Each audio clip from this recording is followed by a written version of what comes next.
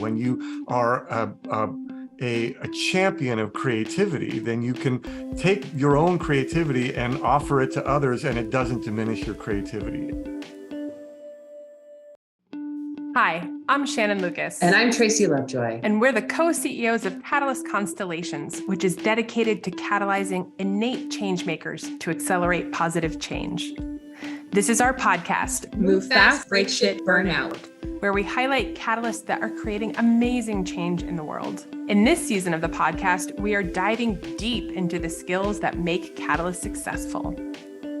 I'm thrilled today to have with us Dave Zaboski. He's the co-founder and CCO of Lytro.com? Lytro, yes. A tech-enabled community of the world's finest creatives serving enterprise customers with best-in-class design services, and you'll see what I mean.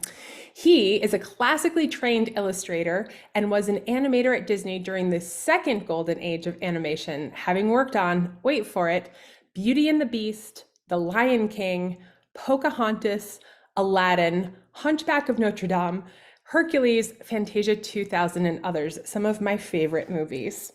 He's illustrated children's books, shown his fine art internationally, been the expedition artist in A Search of the Lost Temple in the Andes, and painted for the Dalai Lama.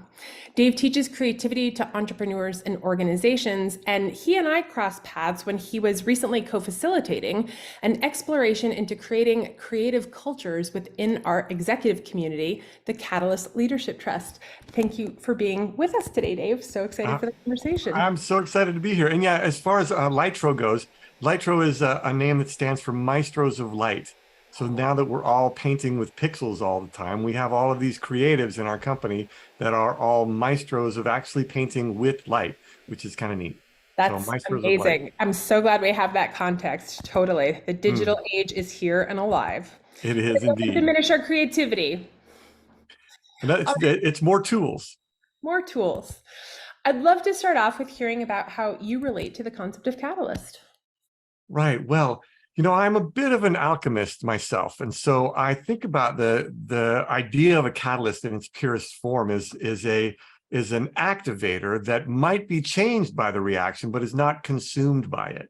And so I think that for me, that is a perfect example of creativity. It's sort of like, when you light a candle, you can light 1,000 candles with a single candle. When you are a champion of creativity, then you can take your own creativity and offer it to others, and it doesn't diminish your creativity. And so for me, the idea of teaching and sharing the incredible gifts that I've been given as an animator at Disney and at other studios, where there's this a really generous philosophy of sharing, because when masters share skills with other masters, the thing is, you got to do the work to be able to manifest. And so there's nothing that I would hide from any of my students. There's no way I would be, possessive about a skill set.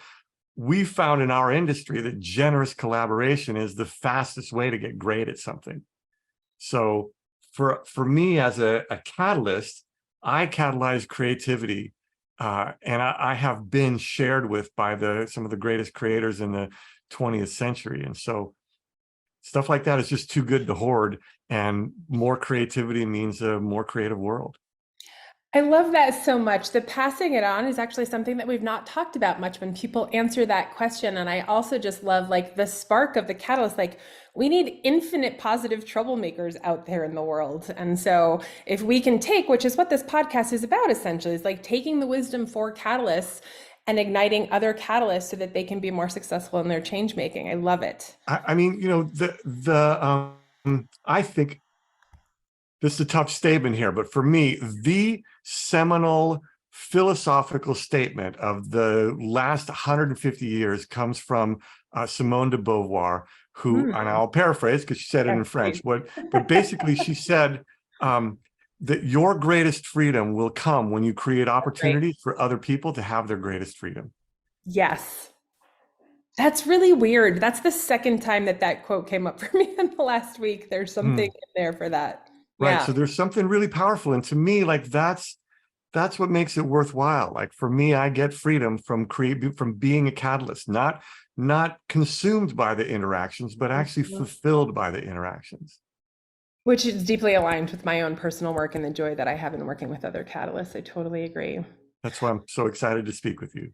Awesome. So, yeah, I heard a little bit in the narrative, and you and I obviously have gotten to talk before about how you're also excited to pass on both the wisdom that you gained, but you were given gifts of wisdom by other people. So, what are one or two of the essential skills that have made you successful as a catalyst, and maybe shockingly, a story or two to help us understand that? And that could be maybe a time that you failed because you didn't have the skills as well. Well, yeah, so I got this internship when I was in art school. I went to Art Center College of Design after graduating from UC Santa Barbara, where I got a couple of degrees, and my big Jewish family in Los Angeles said, "Hey, congratulations, you've graduated college. You can be anything you want in your life. What kind of doctor or lawyer are you going to be?" And so that wasn't that interesting to me. I've done a universe of drawings in my life. And so I got into art school, and at art school, they had this internship at Disney Studios for the summer. And it seemed pretty neat. At the time, my art school was really focused on you should go to New York and be a editorial illustrator. And they didn't really love the entertainment industry. But I'm an LA guy, and I thought, well, I could get an internship at Disney. That might be really interesting. So Disney went to all of the top art schools in the country. They picked 50 portfolios. They invited 15 young people to do an internship, and then 2 people or 3 people a year got a job.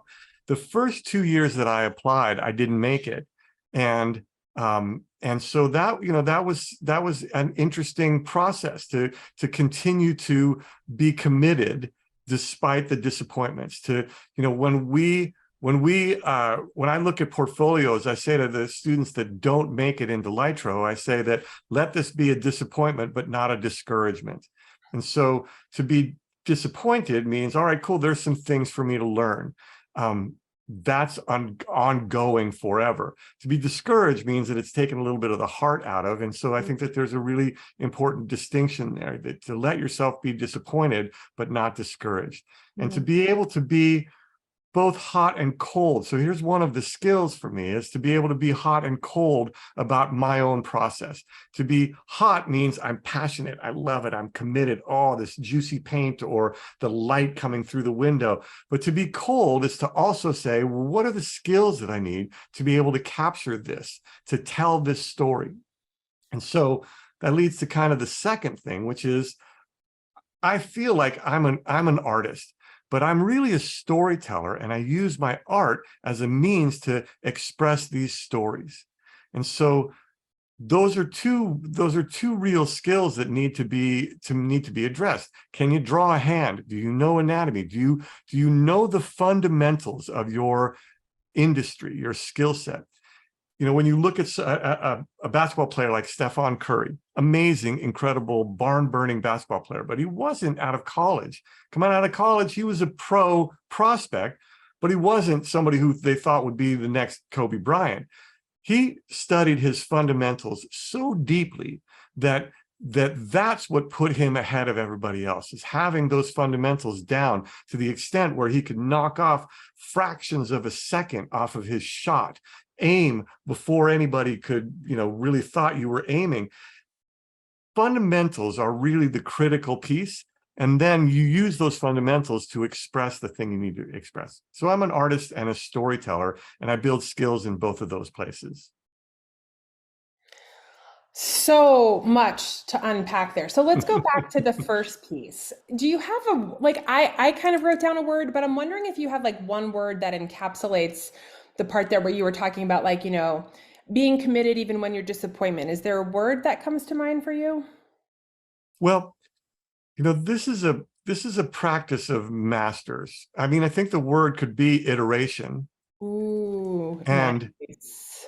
Then the practice is to be committed and not attached.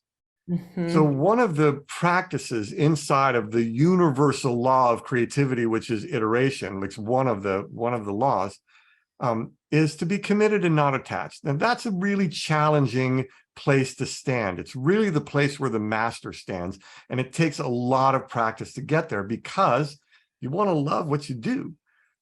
Can you love it and not be attached to it? And so that really becomes the challenge. The practice is to be able to say, I have a teacher who says, you make a mark with the full force of your being, believing that it's correct, and then knowing it's probably wrong, right?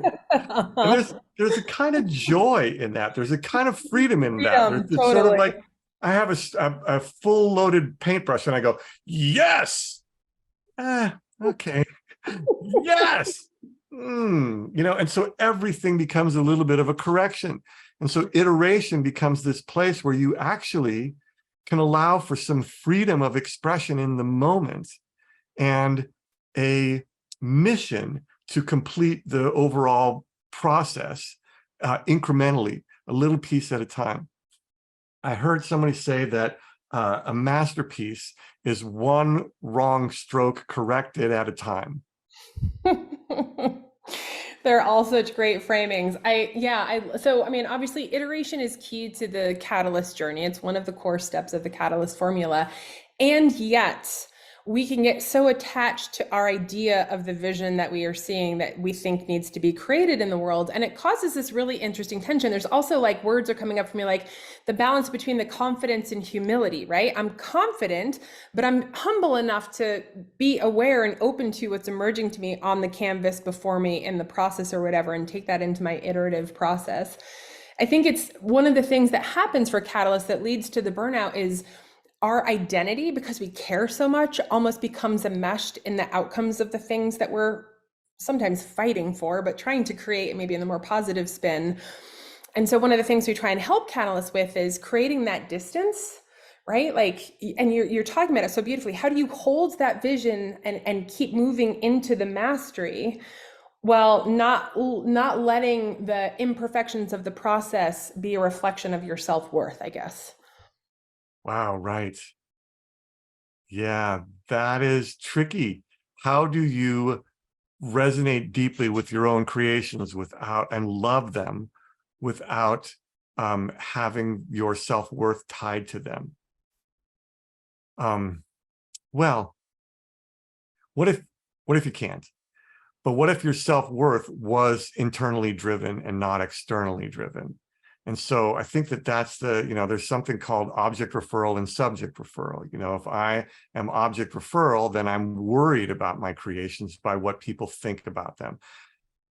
One of the tricks of this trade is the more that I can fully surrender to how I feel about something and how I live a particular thing, and then express from that place, as bizarre as it may be, and sometimes my creations are pretty bizarre, the more I resonate with myself, the more truth I find in me, the more truth will be found outside, the more I will resonate with somebody outside. So the one thing that I can say is trust your humanity.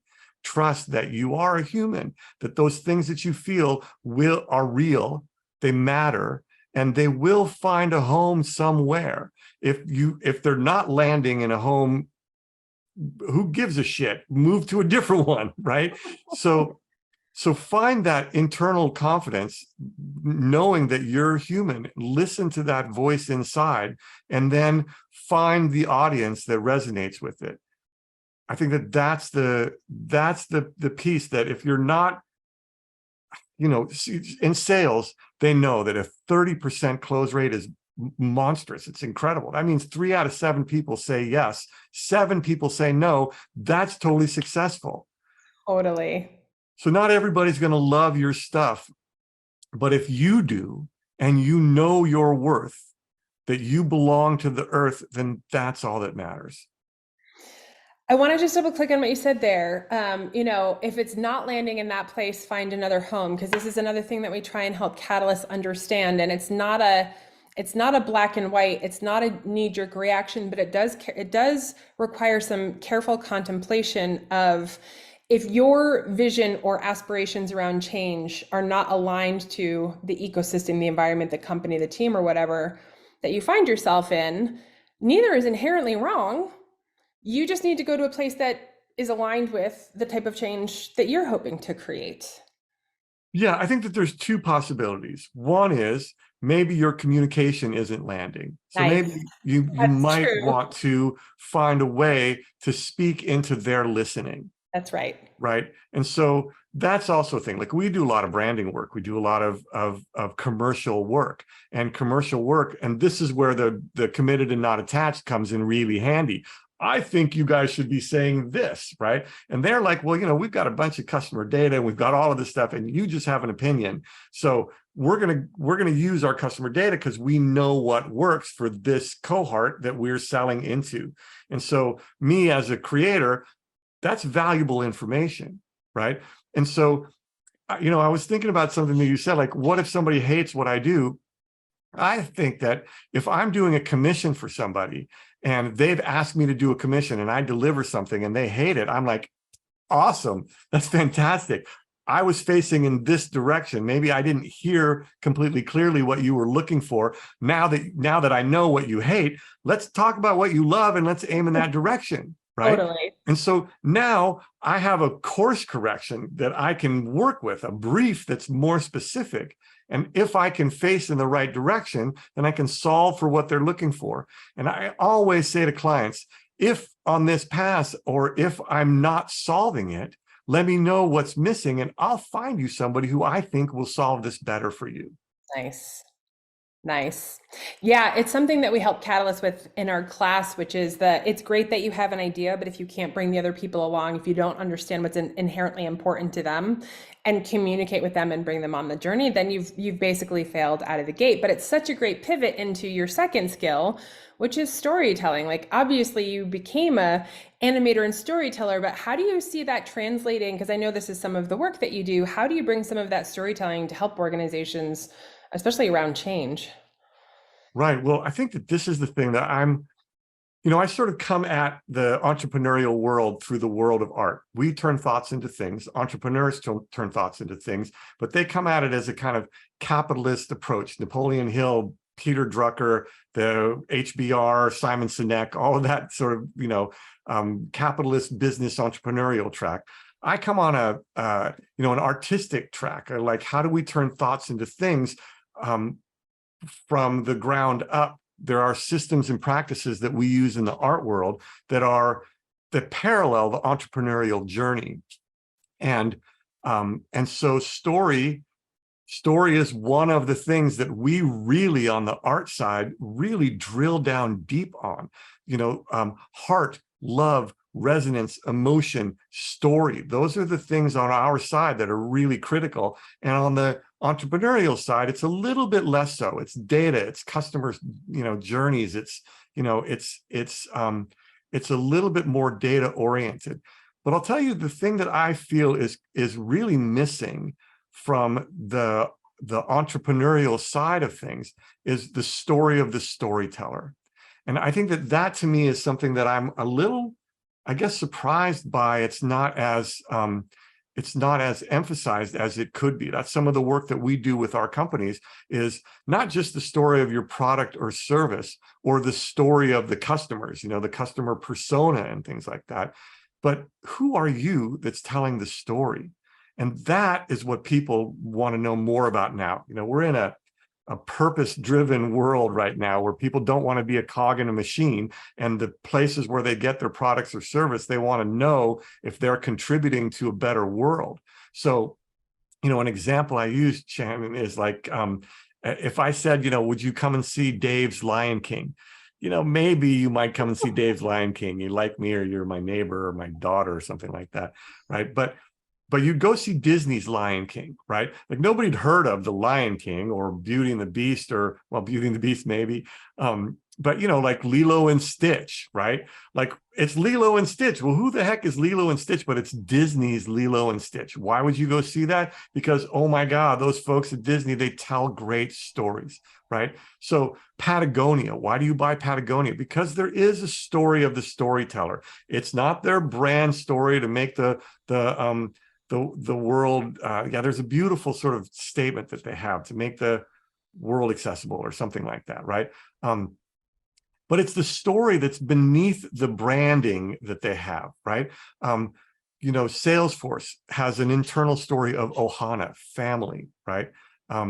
Those are the stories of the storytellers. And when we help companies help tell the story of their deepest why, we do an exercise called braiding, for example, where it's why are you here? Oh, I'm a product designer. Why? Well, because I like making things. And then if you get deeper and deeper into that why, you might get to the point where they say, well, when I was 6, my grandpa gave me a Tinker Toy set and it changed everything, right? So you can actually see, that there's a qualitative aspect to the thing that they're doing in the world that really is their origin story. And when you combine all of these origin stories, when you braid them all together, then you get a company that has an accelerated, an exponential trajectory, because everybody can rely on everybody. When you tell the story of the storyteller, then everybody in your company becomes a marketer. Right? Like everybody's telling the story. Everybody, like all your customers are marketers, all your accountants are marketers, because you're all telling the same story. I totally agree. And I love where you ended with the story of the storyteller. I'm wondering if you, I can imagine the audience listening be like, well, that's really easy for Dave because he spent the last decades doing storytelling. What advice would you have for catalysts who are in large organizations who want to, not just lean into the storytelling, but working on the storytelling of the storytellers for their organizations? Well, yeah, I think it's a cultural piece. Like if you don't focus on culture, then you still have culture. You just have a culture that's ad hoc. And I think that that's one of the opportunities for companies, is to be able to get a handle on their narrative, right? Like, look at Tesla. I have a friend who has this beautiful a BMW electric vehicle. And I was like, well, what choices did you have?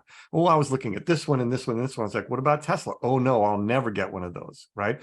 There's all of these HBR studies on how Tesla didn't need marketing. We never did marketing. What about the model of no marketing for Tesla? Well, they didn't need marketing because they had a super charismatic CEO who had 144 million followers on Twitter, who could move the market with a word. The problem was when that guy slid sideways, then now your whole marketing is controlled by a narrative that you're not in control of. And so when you look at the story of the storytellers, we don't hear about the engineers at Tesla, the things that they want to do to make the roads safer for everybody. We just hear about this charismatic CEO whose capriciousness can really affect where the market goes for that particular product. That's pretty fragile. And so what's the culture like in a company where that level of story of the storyteller becomes capricious? And so I think it has to be a cultural conversation. You have to have buy-in from the top, but you have to build it from the bottom. Like culture affects the bottom, but it can be directed from the top. And so you really have to link that story of who are we in the marketplace. And so, the catalyst can be someone who can help that get put in place. There are, homeopathic spots or acupressure spots that you can hit, your chief of operations or your chief creative officer or your CEO. I often think that the CEO should be the chief storyteller. Yeah. I'm glad that you talked about sort of some of the iconic storytellers, because there definitely is. Steve Jobs is such a great example. Like everyone points to him as a catalyst. There were positives and negatives to that, and I think you're right. The fragility of what that person's narrative is at any time has a massive impact. And you look at Satya and what he's done versus an Elon Musk, and I think he's done a pretty good job of having a vision of the story of Satya, but also moving some of the collective culture stuff around that. I'm curious, so I'll talk about just one thing, and I'd love your thoughts on this, because what I would do in organizations, if you're not at the CEO level, I had a pretty senior role, but I was able to do that storytelling about the team, focusing on both the purpose of the team, the whys of the team, connected with all of the individual purposes.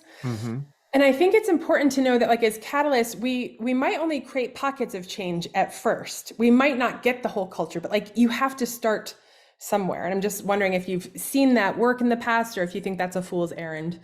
No, I think it's really powerful. So we were talking about basketball a minute ago, which is really demonstrative. Like, who's the three-point shooter? Who's the super tall person? Who's the guy who's the best passer, right? The one with the basketball IQ. Those things are really obvious in sports, and they're really way less obvious in the business world. Who is the most sensitive to LGBTQ plus issues? Who understands the sustainability issues? The sustainability goals. They used to call them the UN sustainability goal, the SDGs, Yep. right? Right. Yep. Like what about diversity, equity, and inclusion? But also, what about belonging? Yeah. Right? Like that's the other piece. You can include people, but if they don't feel like they belong, then they like, who's good at that stuff? And those are important cultural skills that are not as obvious as a three-point shooter. And so one of the things that we do when we work with companies is this thing I mentioned called braiding, and that you get a chance to braid people together. I'll give you an example. I work with a company where they had just brought in a chief operating officer, and she was a little brusque. She was a little like, there would be something going on and everybody'd say, well, I think we should do this. I think we should do this. And she'd say, I think we should do this. And then people would keep arguing, and she'd get like frustrated that they wouldn't do what she would say. Right. But she was the chief operating officer, so it was in her purview, and all this debate was happening. Well, the C-suite knew this, but the rest of the people on the teams didn't know that she had come from the military, and she had been the second in command of an aircraft carrier in the Pacific for like 5 years, right? And so, I mean, she's working on the bridge, right? And so now she's in this 100-person company that's a really creative company, and there are fires. And when there's a fire happening and everybody's throwing in their ideas, well, now because we've braided her in and we understand where her arc is that she comes into, like how does her thread weave into the tapestry of this company, right? She's not just the COO because she's that got picked. She's there on purpose, right? And so then when there's fires happening and she says, I think we should do this, everybody's like, let's do that, right? And so it really cleans up the command structure, the efficiency, because now who the three-point shooter is, and when they get the ball, they got it. And I think that's a really important piece that allows for people to be purpose-driven in their work. They're not cogs. I'm here on purpose. I was using Tinker Toys when I was 6. Now I'm doing product design because I meant to be doing this, right? Yeah. So that's how I love it.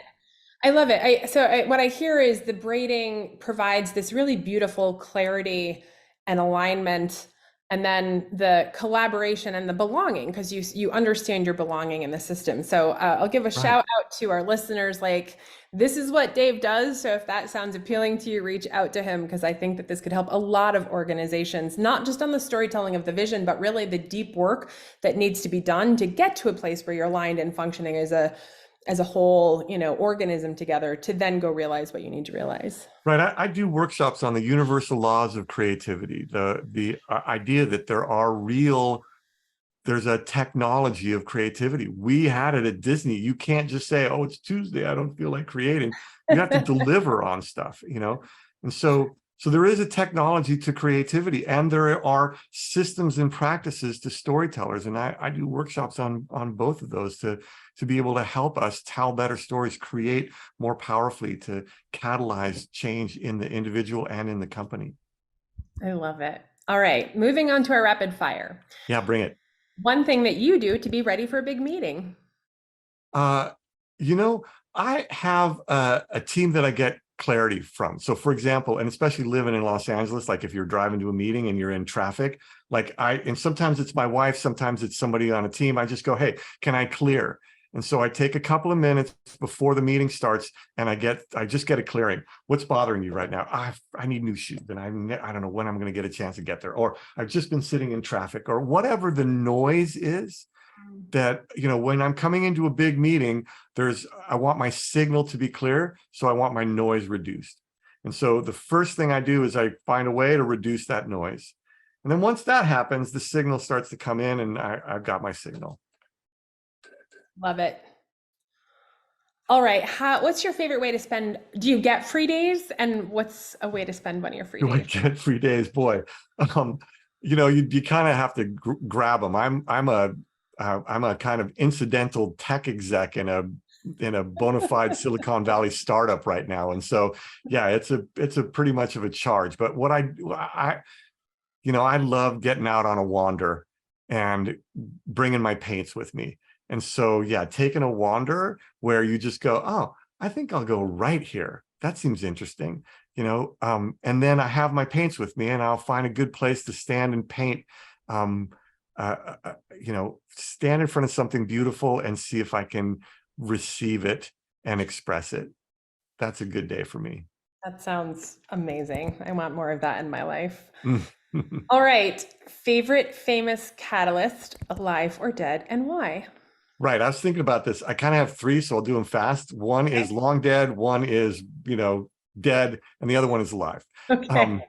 And so Leonardo da Vinci, like, man, I spent a day in his studio or to hang around with him. I mean, I heard stories that like he was beautiful also. Like people would come out of their places to watch him walk down the street just because like he just had his shit together. Right.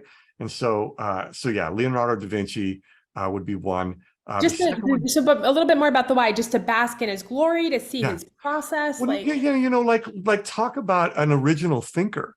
Yeah. It's likely that he actually even invented the bicycle. Flight. His mission in his life was to understand the mind of God. Mic drop.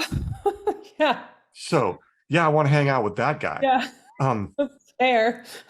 So the next one will be John Singer Sargent, and because he solved for the light. I think one of the things that we creators do is we look to solve for the light. Now, whether it's the light, as I said in the past, like the light falling on a cheek or a peach, or the light emanating from inside someone or something, our mission as creators is to solve for the light. And I think that from a artistic standpoint, almost nobody did it better than John Singer Sargent.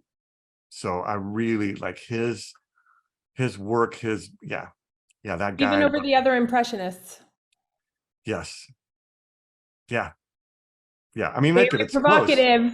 Close. It's close. There's some really Monet's lights in the orangery. I don't know. Right. And Monet was really thinking differently about things, which I really appreciate. I've heard stories he was kind of a curmudgeon. Who else is Rodin? Like Rodin, the sculptor. Rodin, the city of Paris asked Rodin to create the doorway into the Grand Palais, the place where they would exhibit all of the great works of art throughout all of Europe. And so they said, would you make a doorway so that people can go through this doorway to get into looking at all of these beautiful pieces of art? And Rodin, the curmudgeon that he was, he made a doorway above which was the phrase from Dante's Inferno, "Abandon hope, all ye who enter here." I didn't hear that story. That's awesome. How did I miss that studying art history in Paris? I don't know. Like what a phenomenal jerk, and kind of a pretty perfect commission. Hilarious. Right? Totally. Okay. Who's alive? Right. And the third one would be Deepak Chopra. Ooh. I think he's doing such beautiful work in the world. Like he is a man who crosses so many different realms.